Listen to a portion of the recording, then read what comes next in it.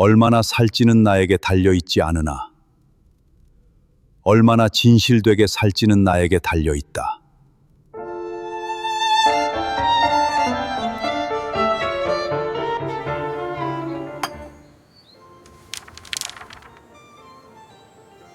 로마 황제 네로가 자신의 스승에게 죽음을 명령한 날, 세네카는 담담히 그 명령을 받아들였다고 전해집니다.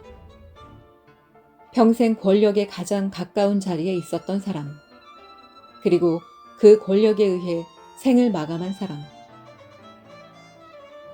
그가 남긴 마지막 말 가운데 하나가 이것입니다. 얼마나 살지는 나에게 달려있지 않으나 얼마나 진실되게 살지는 나에게 달려있다. 오늘 소개해드릴 책은 바꿀 수 없는 것에 인생을 소모하지 마라 입니다. 지은 이는 독일의 철학자 알베르트 키칠러이고 옮긴 이는 최지수, 펴낸 곳은 웅진 지식하우스입니다. 이 책의 저자부터 소개를 해드릴게요. 알베르트 키칠러는 독일 프라이부르크 대학교에서 법학과 철학을 함께 공부하고 법학 박사 학위를 받았습니다. 변호사 자격시험을 수석으로 통과했지만 그는 곧 법률사무소를 떠나 영화의 세계로 들어갑니다. 이후 12년 동안 영화를 제작하며 20편이 넘는 작품으로 60개가 넘는 국제영화제 수상 경력을 쌓았고 그가 제작한 단편 무임 승객은 1994년 아카데미 최우수 단편 영화상을 받기도 했습니다. 그리고 45이 되던 해, 그는 또 한 번 삶의 방향을 완전히 바꿉니다. 대학 시절 하이데거와 후설 같은 현대 철학을 깊이 연구했던 그가 이번에는 고대 그리스와 중국과 인도의 실천 철학으로 눈을 돌린 것입니다.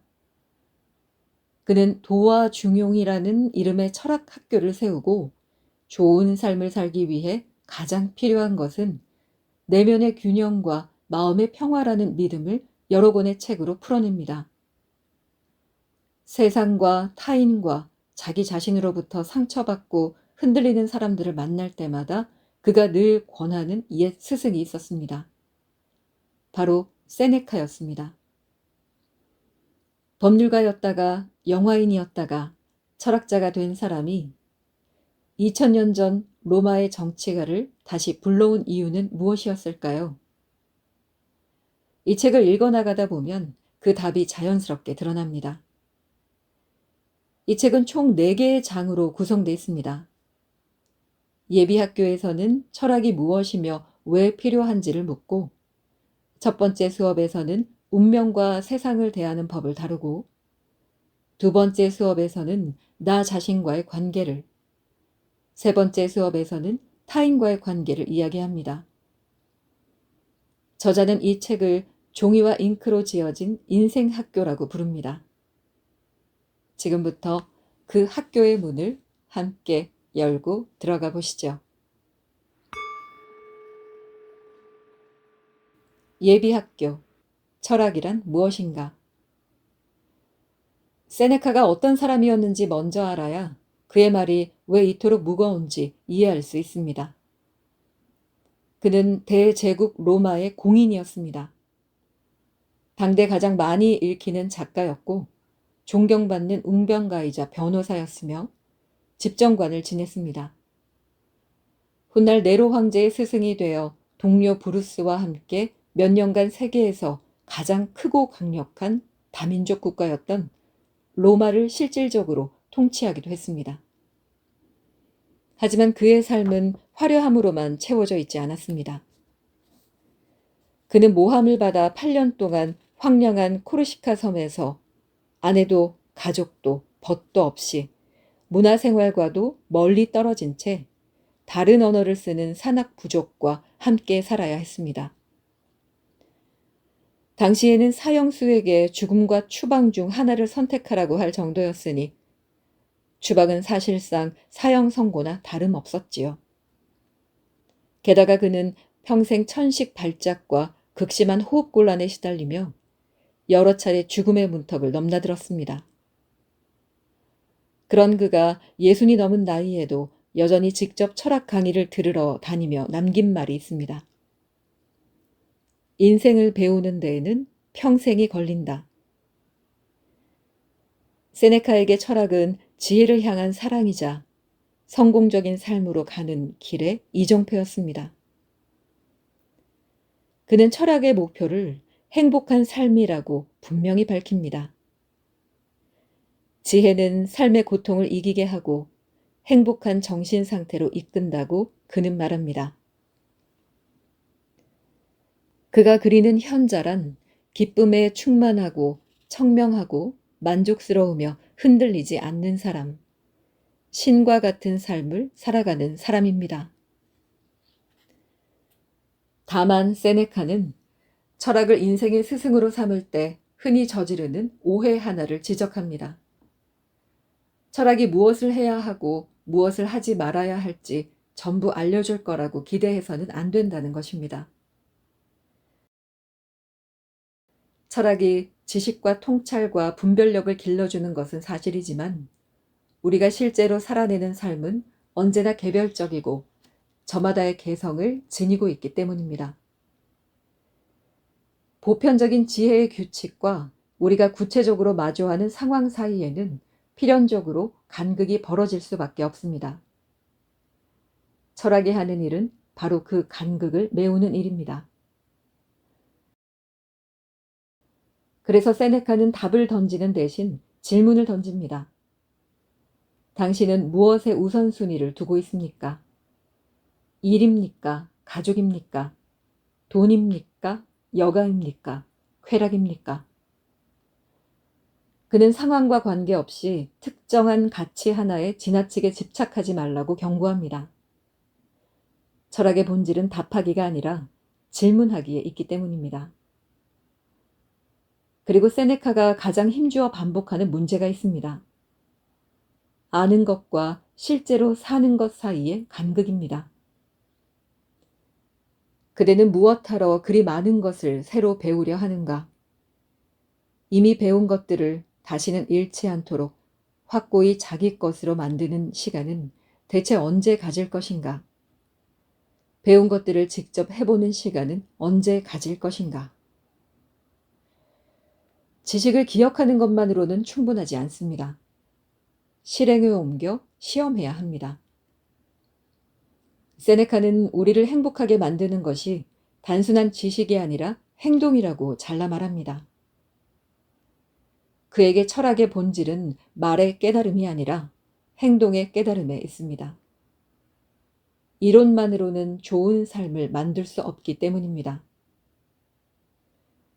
세네카는 인생 훈련의 목표를 여러 번 언급합니다.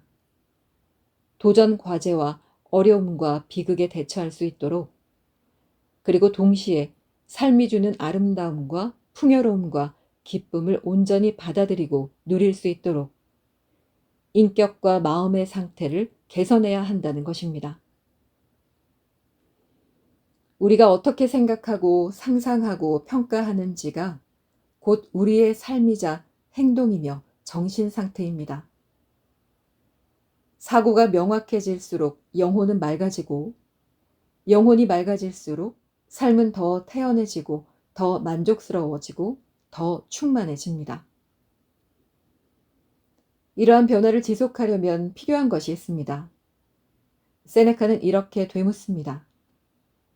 행복한 삶이란 무엇인가? 걱정이 없고 지속적인 마음의 평온이 있는 삶이다. 훈련을 지속할 인내와 끈기가 없으면 원하는 사고 습관과 행동 습관을 자연스러운 내 것으로 만들기 어렵습니다. 연습을 지속하면 시간이 흐르며 습관이 되고, 이는 제2의 본성이 되어 외부의 영향으로부터 자유로운 진정한 자아를 만들어줍니다. 세네카는 많은 사람이 몸은 부지런히 단련하면서 정신은 방치한다고 한탄했습니다. 삶에서 맞닥뜨리는 문제는 크게 세 가지 관계로 나뉜다고 세네카는 말합니다. 첫째는 나의 힘이 미치지 않는 운명과 세상과의 관계. 둘째는 함께 살아가는 사람들과의 관계. 셋째는 나 자신과의 관계입니다.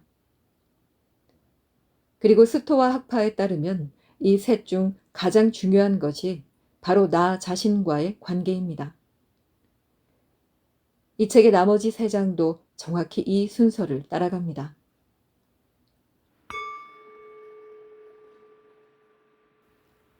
첫 번째 수업. 나를 괴롭게 하는 세상과 운명.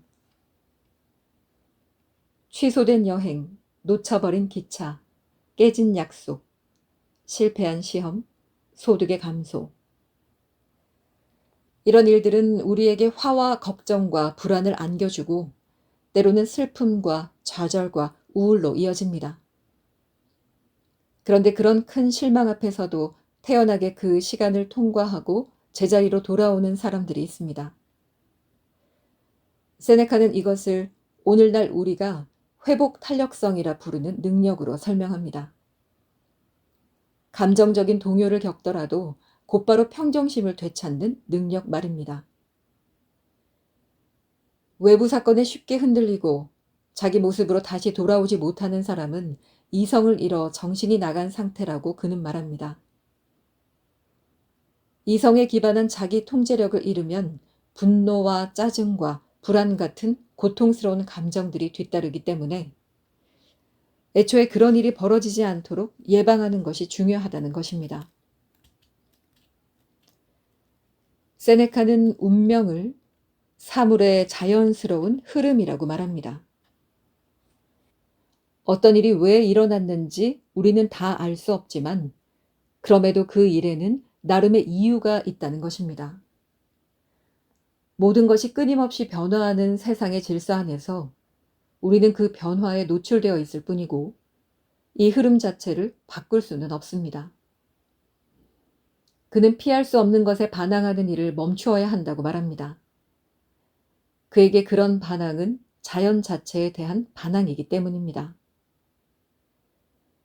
운명을 원하는 이는 운명의 친구이고 원하지 않는 이는 운명의 하인이다. 세네카는 모든 일을 이해할 수 있다고 말하지 않습니다. 그가 말한 것처럼 모든 일에는 이유가 있다는 걸 기억해도 힘든 상황을 이해하지 못할 수 있습니다. 하지만 이해해 보려는 시도 자체가 슬픔과 절망에서 벗어나는 첫걸음일 수 있다고 그는 말합니다. 그의 결론 중 하나는 우리가 인내하고 포기하는 법도 배워야 한다는 것입니다. 운명이 유일하게 싫어하는 것은 태연합니다. 무엇을 견디는지가 아니라 어떻게 견디는지가 중요하다. 운명을 다루는 세네카의 또 다른 기술은 내부와 외부의 가치를 구분하고 내부의 가치에 생각을 집중시키는 것입니다. 우리는 행복을 자기 자신 안에서, 내부의 균형에서, 쾌활하고 평온한 기분에서 찾아야 합니다. 이것은 외부 사건이 쥐어주는 선물이 아닙니다. 외부에서 오지 않기 때문에 외부에서 빼앗기지도 않습니다. 운명이 준 것이 아닌 것은 운명이 빼앗아 갈 수도 없다. 그렇다고 세네카가 무기력한 태평함을 권하는 것은 아닙니다. 불운의 사고를 예방할 수 있다면 마땅히 예방해야 하고 외부적인 계획과 과업은 목적 지향적이면서도 신중하게 추진해야 합니다. 다만 그렇게 추진하는 외부의 것들은 상대적인 가치를 지닐 뿐이며 진정한 부는 우리 안에 있으므로 과업이 실패하더라도 내부의 가치는 줄어들거나 영향을 받지 않는다는 사실을 잊지 말아야 한다는 것입니다. 운명을 다루는 세 번째 기술은 최악을 미리 대비하는 것입니다. 로마의 스토아 철학자들은 이것을 나쁜 일에 대한 정신적 대비라고 불렀습니다. 준비되지 않은 사람은 균형을 잃고 분노와 실망을 겪으며 장시간 좌절에 빠질 수 있습니다. 세네카는 상상할 수 있는 모든 상황을 상상하고 최악의 경우를 상정해서 대비하라고 말합니다. 그대는 항상 많은 일을 견뎌낼 준비가 되어 있어야 한다. 모든 것을 맞이할 준비가 되어 있는 영혼은 두려움을 모른다. 그리고 이 장에서 가장 무게 있게 다가오는 대목이 있습니다. 어떤 사건이 좋은 일인지 나쁜 일인지 재앙인지 기회인지를 결정하는 것은 사건 자체가 아니라 우리의 생각이라는 것입니다. 스토아 철학자들은 사실이나 사건 자체에는 아무런 평가적 가치가 실려 있지 않다고 봅니다. 그것을 좋거나 나쁜 성질로 만드는 것은 오로지 우리가 그것을 어떻게 인식하고 해석하고 자신의 이해 안으로 통합시키느냐에 달려 있습니다. 모든 불행은 우리가 평가하는 만큼만 불행하다. 모든 사람은 자기가 믿는 만큼만 불행하다.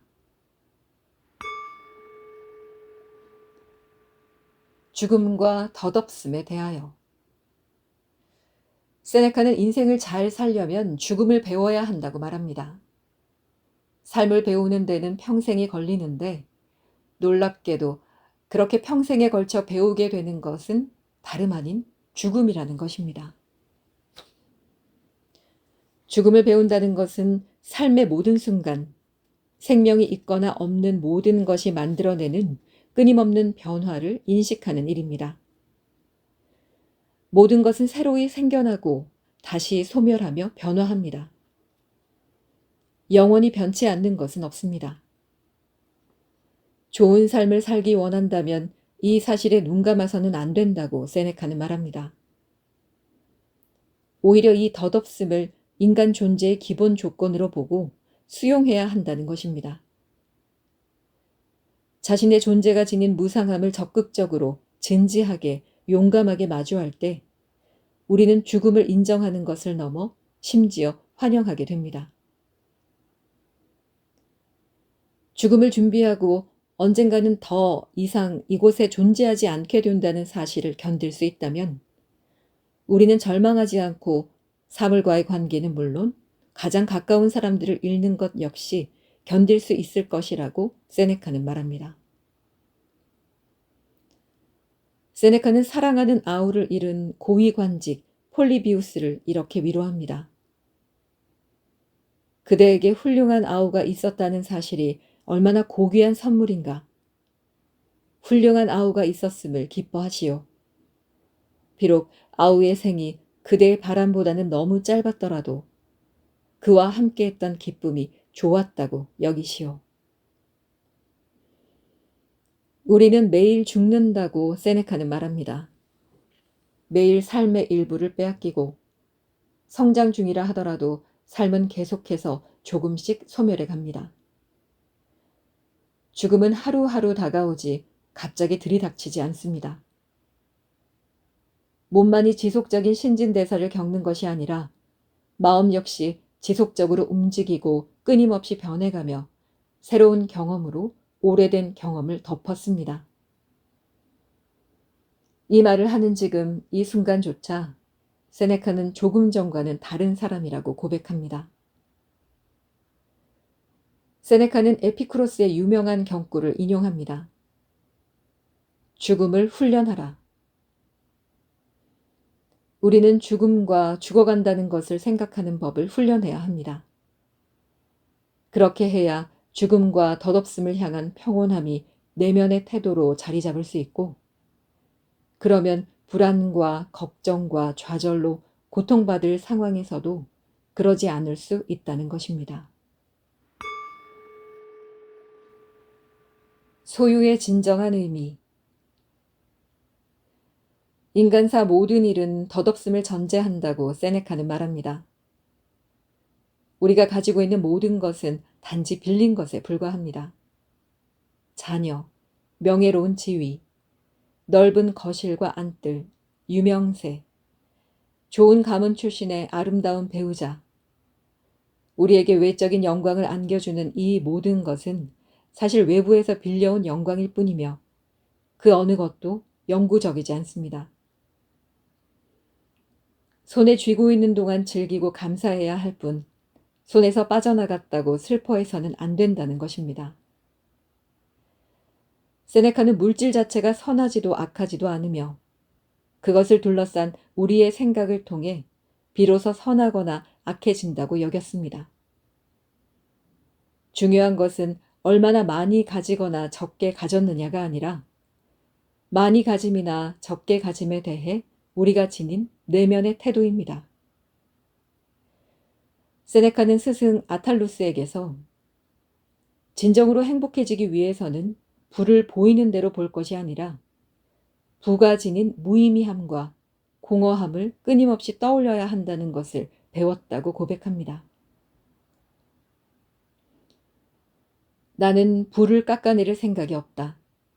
다만 그대가 부 때문에 불안과 걱정에 휩싸이지 않도록 돕고자 할 뿐이다. 그러기 위한 방법은 하나밖에 없다. 그 부가 없어도 행복하게 살 수 있다고 내적으로 확신하는 것이다. 부가 언제든 그대에게서 사라져 버릴 수 있는 것이라는 사실을 알아야 한다. 우리는 외부적인 것들을 빌린 것으로 보는데 익숙해져야 한다고 세네카는 말합니다. 매일같이 우리는 무언가를 잃어버리고 매일같이 무언가를 얻습니다.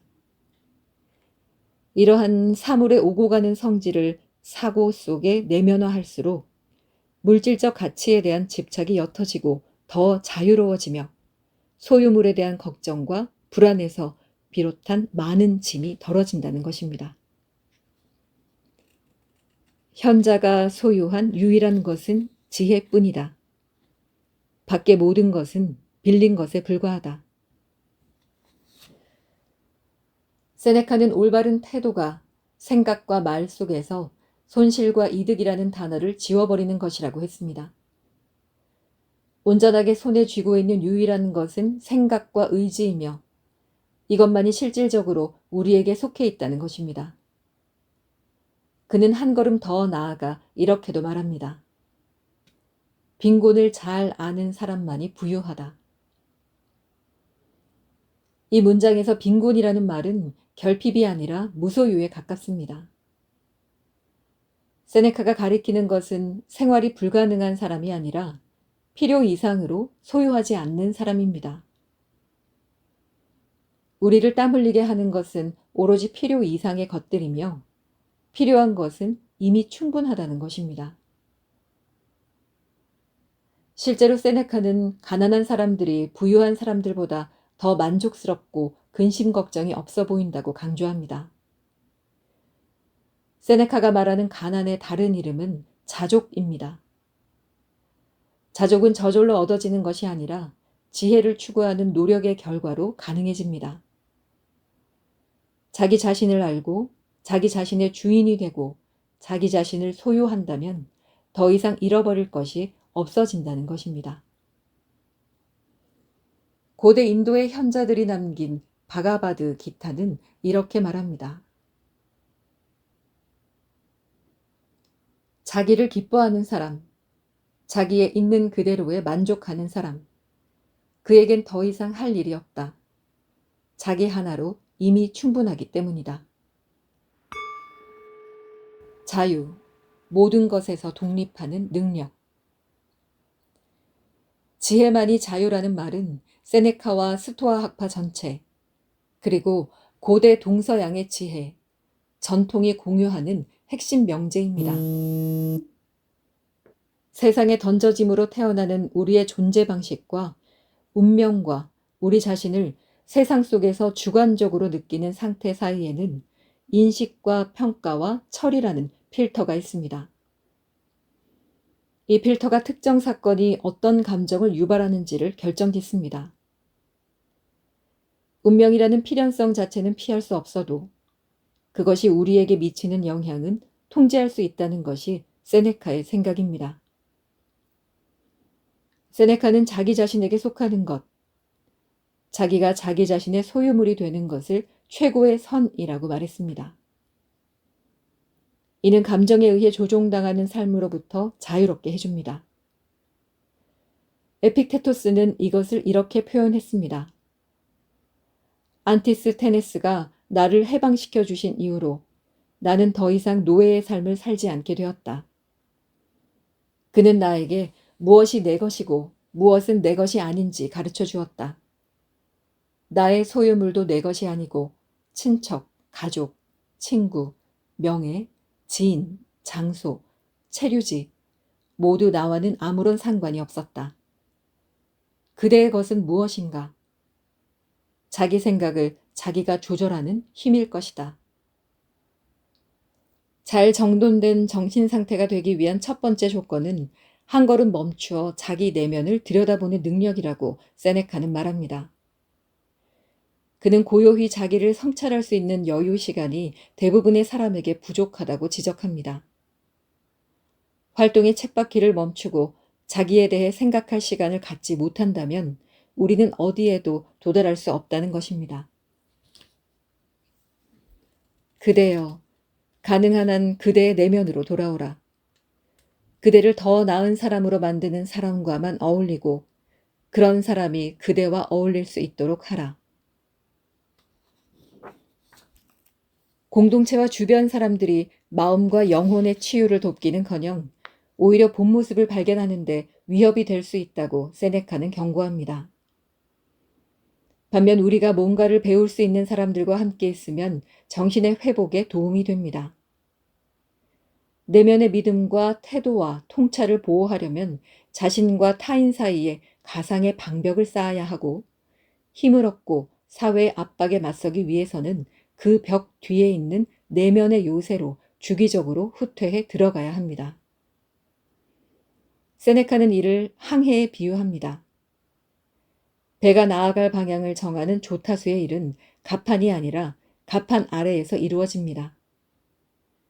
항상 갑판 위에 머물러 바람과 해류가 만들어내는 소음에 시달리기만 한다면 우리는 방향 감각을 완전히 잃어버릴 것입니다.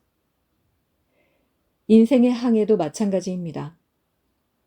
그 안, 갑판 아래에서만 진정한 욕구와 올바른 태도와 자아를 찾을 수 있습니다. 마음의 평온, 아타락시아. 로마인들이 마음 또는 영혼의 평온을 말할 때 사용한 단어는 아타락시아입니다. 이 평온은 인간이 원하는 궁극적 목표인 행복을 얻기 위한 조건이며 그리스인들은 이 행복을 에우다이모니아라고 불렀습니다. 마음의 평온은 자기의 욕망과 정념을 극복해내는 승리가 아니면 얻을 수 없다고 세네카는 말합니다. 불교에서는 이를 깊은 바다에 비유했습니다. 바다 표면에서는 물결이 일지만 깊은 바닷속은 변하지 않는다고 말입니다. 그리스의 철학자 아낙사고라스는 아들이 전쟁에서 죽었다는 소식을 들었을 때 표정에 미동조차 없었습니다. 주변 사람들이 왜 그렇게 차분하냐고 묻자 그는 자신의 아들도 한 인간에 불과하다는 사실을 알고 있기에 슬퍼할 이유가 없다고 답했습니다. 여기서 오해하지 말아야 할 것이 있습니다. 마음의 평온은 감정 없음이 아닙니다. 세네카는 현자도 인간이며 인간적인 감정을 지니고 있다고 분명히 말합니다. 다만 그 감정에 휘둘리거나 그 안에 빠져버리지는 않을 뿐입니다. 마음의 평온은 지루함이나 수동성, 무감정을 말하는 것이 아닙니다. 우리는 여전히 세상과 연결된 채로 인간으로서의 과업과 의무를 수행하면서 동시에 내면의 성을 방어하고 그 안에서 안전함을 유지하는 것입니다. 세네카는 좋은 삶의 이상적인 모습을 이렇게 정의합니다.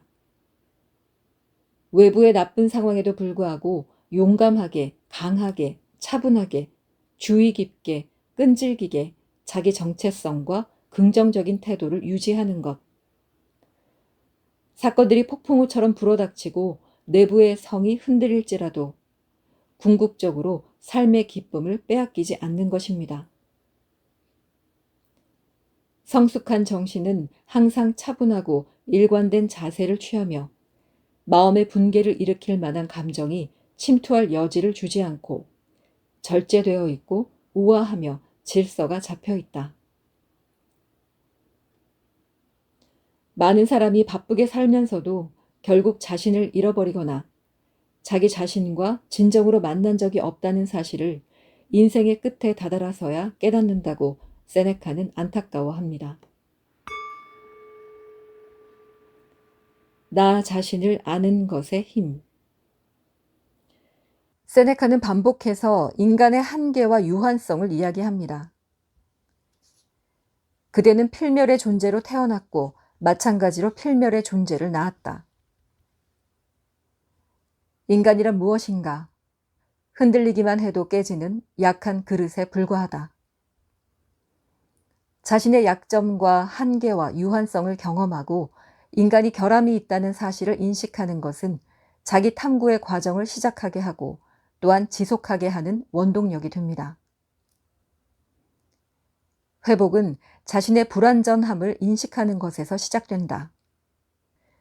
완벽해서 흔들리지 않는 것이 아니라 불완전함을 인정한 자리에서 비로소 다시 일어설 힘이 생긴다는 뜻입니다. 세네카는 자기 돌봄이 자신의 유한성을 인식하는 것에서 나오며 이는 소크라테스의 오래된 명제인 너 자신을 알라와 밀접하게 연관된다고 말합니다. 매일 단점을 조금씩 없애고 스스로의 오류를 되돌아보는 것으로 충분하다고 그는 말합니다. 세네카가 권한 방법 가운데 오늘날까지 자주 인용되는 것이 하나 있습니다. 바로 자기 자신을 지속적으로 관찰하고 점검하는 일입니다. 그대 자신을 점검하고 탐구하고 각종 방법으로 관찰하라. 무엇보다 그대가 삶에서 발전을 이루었는지 주의 깊게 살펴보아라. 단점을 파악하고 그것을 해결하기로 결정하고 앞으로의 개선 상황을 주기적으로 확인하는 이 작업으로부터 자기 통제력, 자기 주도력, 자기 훈련이 시작됩니다. 만일 인간이 스스로 규칙을 정해 그에 따라 살지 못한다면, 즉 사고와 의지와 행동을 바꾸며 살 수 없는 존재라면 세상의 어떤 충고나 가르침도 쓸모없을 것이기 때문입니다. 자기 자신을 지배하는 것은 다른 어떤 지배와도 비교할 수 없는 위대한 지배다. 자기 자신을 지배하는 것은 가장 중요한 제국을 세우는 일이다. 그리고 이 책에서 가장 오래 곱씹게 되는 문장이 여기 있습니다. 내가 어디에 있든 나는 나의 것이다. 인간은 모든 외적인 것에서 물러나 자기에게 집중해야 한다고 세네카는 말합니다. 자신에게 의지하고 자신을 기뻐하고 자신을 소중히 여겨야 합니다. 가능한 한 타인으로부터 물러나 자신과 하나가 되어야 하며 상실감을 느끼지 않고 적대적인 일도 선의로 해석해야 합니다. 자신과의 이 합일은 개인의 진정성, 삶의 진정성으로 이루어지며 한 인간을 완성시키고 본래의 중심과 본질로 돌아가게 합니다. 세네카는 사람들은 가면을 쓰고 꾸며진 행동을 하려는 습성이 있다고 지적하며 이것으로는 결코 자유롭고 즐거운 삶을 만들 수 없다고 단언합니다. 진정성은 결국 자신과 타인에게 솔직해지는 것이며 이는 언제 어디서든 실천할 수 있는 일이라고 그는 말합니다. 세 번째 수업, 나를 결핍되게 만드는 사람과의 관계. 세네카는 타인에게서 마음에 들지 않는 모습이 사실은 우리 자신의 모습이라고 말합니다. 다툼과 분노와 혐오, 나아가 전쟁과 테러에 이르는 온갖 문제가 공동체 안에서 완화되지 않은 채 존재한다는 사실은 결코 놀랍지 않다고 그는 말합니다. 그래서 쇼펜하우어나 홉스 같은 철학자들도 극단적인 비관주의자나 회의주의자가 되었을 것입니다. 홉스는 인간은 다른 인간에게 늑대라는 유명한 말을 남기기도 했습니다. 세네카는 철학자들조차 인간의 일반적인 약점으로부터 자유롭지 않다고 지적합니다. 우리 또한 악하였고 지금도 악하며 이렇게 말하고 싶진 않지만 앞으로도 악할 것이다. 인간이 많은 만큼 악덕도 많다. 그대가 시민들 사이에서 보는 것은 그들이 서로 반목하는 모습이다. 사소한 이익을 위해 한 사람이 다른 사람을 파멸시키려 한다. 마치 동물의 왕국과도 같도다. 누구는 성욕에 미쳐 있고 또 다른 누구는 식탐에 미쳐 있다. 세네카는 우리 모두가 각자의 내면에 같은 결함을 지니고 있다고 말합니다.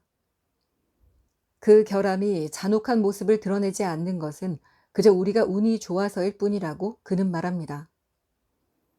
인색한 자, 유혹하는 자, 잔인한 자, 사기꾼처럼 우리가 가까이 했더라면 분명 해를 입혔을 그런 사람들이 사실은 우리 안에도 존재한다는 것입니다. 이것은 냉소가 아니라 오히려 타인을 함부로 판단하지 않게 해주는 겸손한 통찰입니다. 죄 없는 자 있는가? 우리 모두는 정도의 경중이 있을 뿐. 그리고 의도와 우발, 타인의 꼬임에 넘어갔는지의 여부의 차이가 있을 뿐 죄를 지었다. 과거에 죄를 지었을 뿐 아니라 앞으로도 죽을 때까지 죄를 지을 것이다. 이 사실을 항상 기억하는 사람은 타인에 대한 분노와 혐오가 사라지는 것을 느끼게 된다고 세네카는 말합니다. 인간이 모두 평등하고 누구나 실수를 할 수 있다는 이 통찰을 지니면 우리는 타인에 대한 부정적인 감정을 아예 품지 않게 됩니다. 인간은 모두 동등하기에 아무도 자신을 타인보다 높여서는 안 된다고 그는 말합니다. 최악의 사람보다 좀 더 낫다고 해서 왜 스스로 자랑스러워해야 하는가? 나는 병원 안에서 제일 건강한 사람이 자랑스러워해야 할 이유를 도통 모르겠다. 이 대목에서 세네카가 요구하는 것은 모든 잘못을 무조건 용서라는 것이 아닙니다. 타인에 대한 부정적인 감정 자체, 분노와 증오와 경멸을 품고 상대를 거부하는 태도를 경계하라는 것입니다. 그는 인간이 내적으로도 외적으로도 균형과 조화를 추구한다고 믿었으며 이는 스토아 철학뿐 아니라 고대 그리스 사상 전반과도 일치하는 생각이었습니다.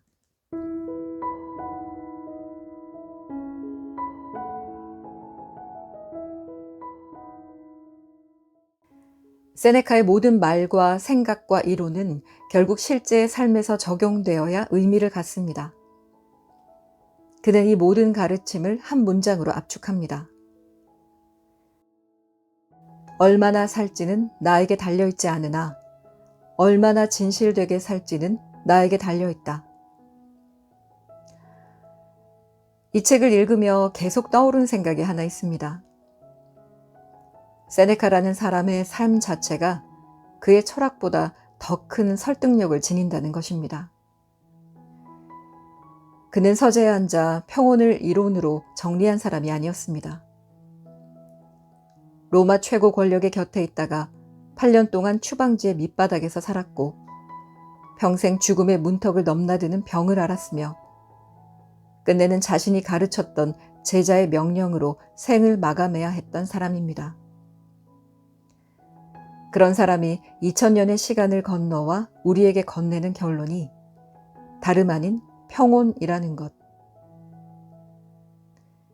그 자체가 이 책이 이야기하는 핵심 문장이라고 생각합니다. 세네카는 우리가 실제보다 상상에 더 자주 고통받는다고 말합니다. 아직 일어나지 않은 일을 미리 두려워하고 이미 지나간 일을 붙들고 되새기며 오늘의 시간을 흘려보내는 것이 우리의 흔한 습관입니다. 그는 그런 우리에게 바꿀 수 없는 것과 바꿀 수 있는 것을 정확히 구분하라고 말합니다. 바꿀 수 없는 운명 앞에서는 반항 대신 받아들임을, 바꿀 수 있는 우리의 생각과 태도 앞에서는 끈질긴 훈련을 요구합니다. 이것은 체념이 아니라 우리가 진짜로 힘을 쏟아야 할 자리가 어디인지를 정확히 알려주는 지혜입니다. 소유에 대한 이야기도 마찬가지입니다. 우리가 가진 모든 것이 결국 잠시 빌린 것이라는 세네카의 말은 처음엔 서늘하게 들리지만 곱씹을수록 오히려 따뜻하게 다가옵니다.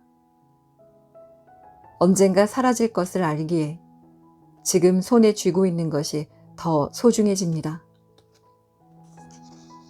함께 있는 사람들, 지금 누리고 있는 평범한 하루가 영원하지 않다는 사실을 받아들일 때 우리는 그것들을 훨씬 더 진하게 사랑할 수 있게 됩니다. 죽음을 미리 배운다는 것은 결국 삶을 더 온전히 살아내는 방법이었던 셈입니다. 돌이켜보면 우리는 살면서 참 많은 것을 통제하려고 애쓰는 것 같습니다. 날씨를, 타인의 마음을, 미래의 결과를, 심지어는 이미 지나간 과거까지도 어떻게든 바꿔보려 애를 씁니다. 그러나 세네카는 우리에게 진짜 힘이 있는 곳이 딱 한 군데, 우리 자신의 생각과 태도뿐이라고 말합니다. 그 사실을 받아들이는 순간 삶이 조금 가벼워집니다. 바꿀 수 없는 것을 향한 소모적인 씨름을 멈추고 정말로 바꿀 수 있는 단 하나, 나 자신에게 에너지를 쏟을 수 있게 되기 때문입니다. 완벽하게 이 모든 가르침을 실천하며 살 수는 없을 것입니다. 세네카 자신도 완벽한 성인이 아니었고 그저 평생에 걸쳐 훈련하는 사람이었으니까요. 다만 오늘 하루 조금 덜 흔들리고 조금 더 나 자신에게 정직하게 살아보려는 마음이면 충분할 것 같습니다.